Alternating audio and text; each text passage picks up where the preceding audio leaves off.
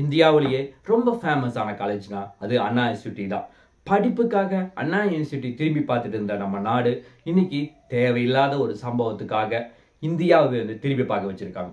ஆக்சுவலா இந்த சம்பவம் எப்படி நடந்தது, இதற்கான கொலை குற்றவாளி எப்படி மாட்டினா, அதை பத்தி தான் டீட்டெயிலா அதிக பதில பார்க்க போறோம்.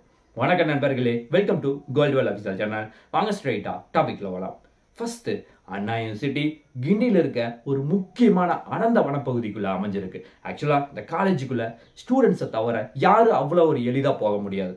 மிகப்பெரிய கேம்பஸா இருக்கிறதா இதுக்கு முக்கியமான காரணம். ஆக்சுவலா இந்த சம்பவத்துல மொத்தம் 3 பேர் சம்மந்தப்பட்டிருக்காங்க. இந்த சம்பவத்துல முக்கியமான இன்னொரு பர்சன் அந்த பொண்ணு தான். ஆக்சுவலா அவங்க செகண்ட் இயர் படிச்சுட்டு இருக்காங்க. அதே மாதிரியே அந்த பையன் சீனியரா இருக்காரு. அதே மாதிரியே இந்த சம்பவத்துல முக்கியமான இன்னொரு பர்சன், 3வது பர்சன் ஞானசேகரன். ஆக்சுவலா அவருக்கு வயசு 37. அவங்க தான் கொலை குற்றவாளி. இந்த சம்பவத்தை தேவையில்லாமல் இன்னைக்கு பண்ணி இந்தியா முழுவதும் அந்த சம்பவத்துக்காக அண்ணா யூனிவர்சிட்டியை பார்க்க வச்சிருக்காரு. ஆக்சுவலா இந்த சம்பவம் ஒரு நாள் இரவு கிட்டத்தட்ட 8 to 9 மணி இருக்கும். அந்த டைம்ல அதாவது அந்த பையனும் பொண்ணு ஜஸ்ட் பேசிட்டு மட்டும்தான் வந்திருக்காரு. ஆக்சுவலா அந்த டைம்ல உடனே இந்த கொலை குற்றவாளி என்ன பண்ணியிருக்கான், அந்த வழியில வரும்போது யாரோ பேசிட்டு இருந்ததை, அதாவது இவர்கள் 2 பேரும் பேசிட்டு இருந்ததை உடனடியா வீடியோ எடுத்துட்டான். ஆக்சுவலா இவன் வீடியோ எடுத்த உடனேயே என்ன பண்ணியிருக்கா, நேரா அவங்க கிட்ட போயிருக்கான். போயிட்டு இங்க பாருங்க, உங்களை நான் வீடியோ எடுத்துட்டேன். இந்த வீடியோவை உங்க சார்கிட்ட கொண்டு போய் கொடுக்க போறேன். நான் போலீஸ் ஆபீசர். அதே மாதிரியே சார்கிட்ட கொடுத்தா என்னவாகும், உடனடியா டிசியை கொடுத்துருவாங்க. அதனால உங்க காலேஜ்லயும் கெட்ட பேராகும், வீட்டிலையும் கெட்ட பேராகும். உங்களுடைய ஐடி கார்டை நான் போட்டோ எடுத்துட்டேன். இந்த ஐடி கார்டில் உங்க நம்பர் மட்டும் கிடையாது, அதே மாதிரி உங்க வீட்டில் பேரண்ட்ஸோட நம்பர் இருக்கு. அந்த நம்பருக்கு கால் பண்ணி சொன்னா உங்க நிலைமை என்ன ஆகும் நீங்களே யோசிச்சு பாருங்க. அதாவது காலேஜ்லயும் விட மாட்டாங்க, வீட்லயும் விட மாட்டாங்க அப்படின்னு சொல்லி பிளாக்மெயில் பண்றான். ஆக்சுவலா ஒரு கட்டத்துக்கு மேல அங்க இருக்க பையனை உடனடியா வெளியே துரத்தி விடுறான்.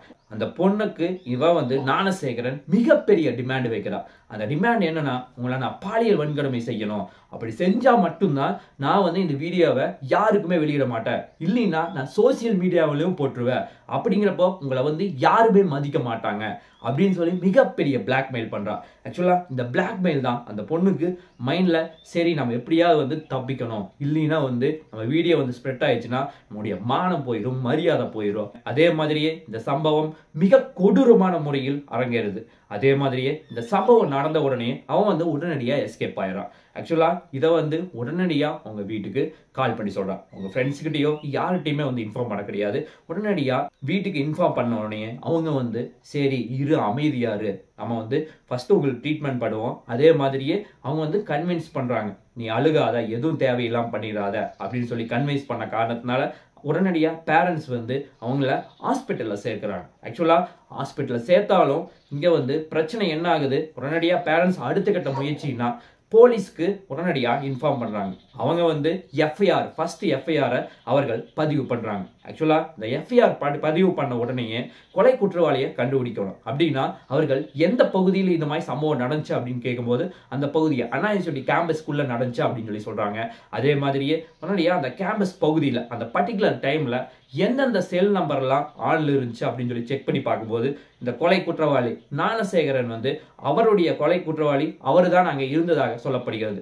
இந்த மொபைல் நம்பரை ட்ராக் பண்ணி பார்க்கும்போது அங்க கொலை குற்றவாளியான ஞானசேகரன் தான் இருந்தாரு அப்படின்னு சொல்லி அந்த மொபைல் நம்பர் மூலமா போய் உடனடியா தேடி கண்டுபிடிச்சு பிடிச்சி அரெஸ்ட் பண்ணிடுறாங்க. ஆக்சுவலா இவர் தான் கன்ஃபார்ம் அப்படிங்கிறதுக்கு நிறைய ரீசன் இருக்கணும். அதுக்கு நம்ம எவிடன்ஸ் இருந்தால் மட்டும்தான் அவரை கொலை குற்றவாளி அப்படின்னு சொல்லி கன்ஃபார்ம் பண்ண முடியும். ஃபர்ஸ்ட் அந்த இடத்துல அவர் மட்டும்தான் இருந்துக்கிறது கன்ஃபார்ம் ஆகுது. ஆனா அந்த ஆள் தான் அப்படிங்கிறது இன்னும் கன்ஃபார்ம் ஆக கிடையாது.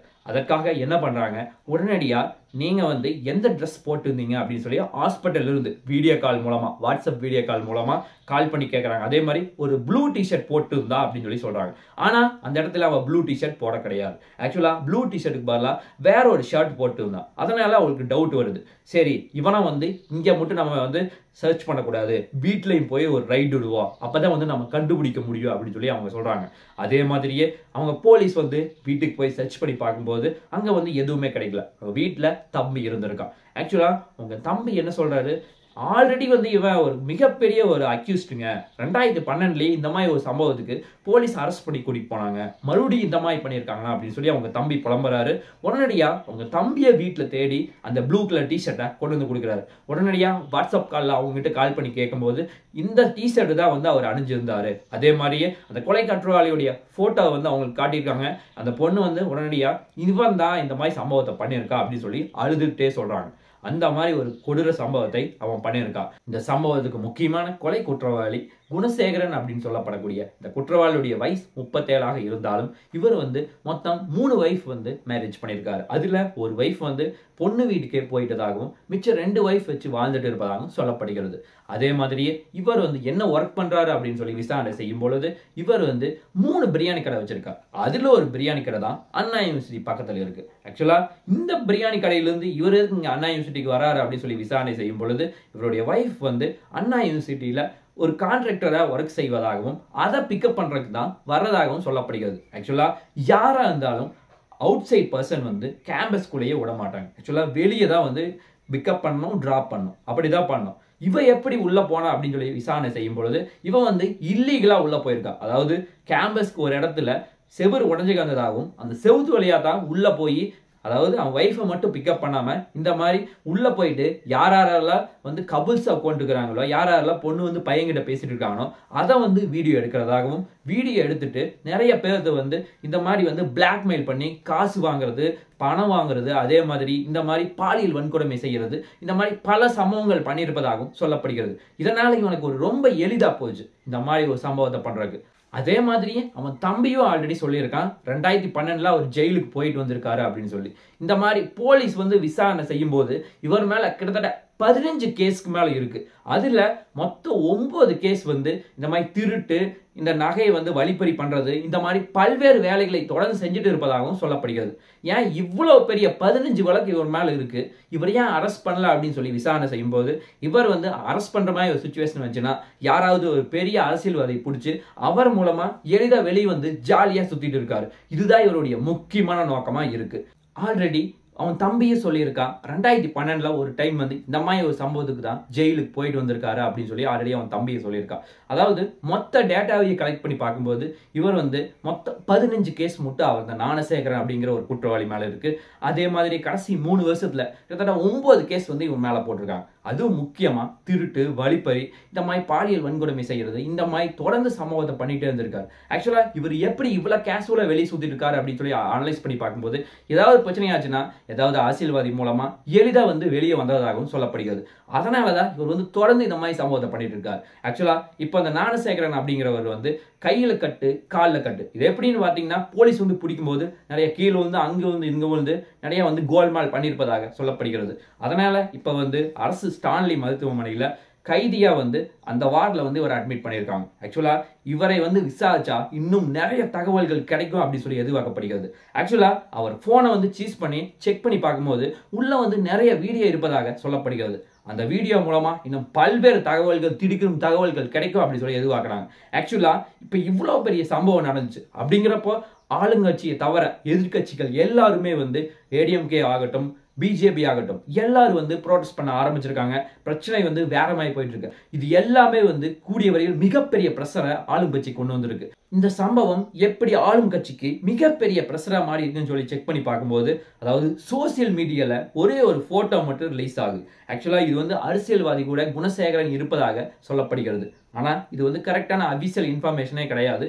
ஜஸ்ட் வந்து ஒரு போட்டோ ரிலீஸ் ஆகிருக்குது. ஆனால் இது வரைக்கும் ஒன்றும் கன்ஃபார்ம் பண்ண கிடையாது. விசாரணை நடந்து வருவதாகவும் சொல்லப்படுகிறது. அதற்காக தான் இந்த மாதிரி ஒரு சம்பவம் அரங்கேறி இருப்பதாக சொல்லப்படுகிறது. இந்த பிரச்சனை எப்படி வந்து முடியும் அப்படின்னு சொல்லி எதிர்பார்க்குறாங்க. அதே மாதிரியே இந்த மாதிரி இந்தியாவில் இந்த மாதிரி ஒரு சம்பவம் மீண்டும் வராது அப்படின்னு சொல்லி எதிர்பார்க்கலாம். அதாவது படிக்கணும் அப்படின்னு சொல்லிட்டு உள்ள வந்தாங்க, டாப் காலேஜ் நல்லா படிச்சு 12th நல்ல மார்க் எடுத்திருப்பாங்க, காலேஜ்லயும் நல்லா படிப்பாங்க. ஆனா இந்த மாதிரி ஒரு கொடூர அரக்கன் வந்து கேம்பஸ்குள்ள வந்து காலேஜுடைய பேரையே வந்து தவறா வந்து இன்னைக்கு இந்தியா ஃபுல்லா மாத்திருக்காரு. இந்த மாதிரி மீண்டும் ஒரு சம்பவம் நடக்காது அப்படின்னா இவனுக்கு கடுமையான தண்டனை கொடுத்தால் மட்டும்தான் இந்த மாதிரி அரக்கனை ஒடுக்க முடியும். அதே மாதிரி வேற யாரும் பண்ண மாட்டாங்க அப்படின்னு சொல்லி அப்பதான் நம்ம நம்ப முடியும். எல்லாத்தையும் வந்து ஜெயில போறது மறுபடியும் ரிலீஸ் பண்றது அந்த மாதிரி இருந்துச்சுன்னா மீண்டும் இந்த மாதிரி சம்பவங்கள் இந்தியா ஃபுல்லா நிறைய அரங்கேறும். இந்த மாதிரி சம்பவம் நடக்காது அப்படின்னு சொல்லி நம்ம கடவுளை வேண்டிக்கலாம். நாளைக்கு இன்னும் ஒரு நல்ல ஒரு வீடியோவில் உங்களை நான் சந்திக்கிறேன். நன்றி, வணக்கம்.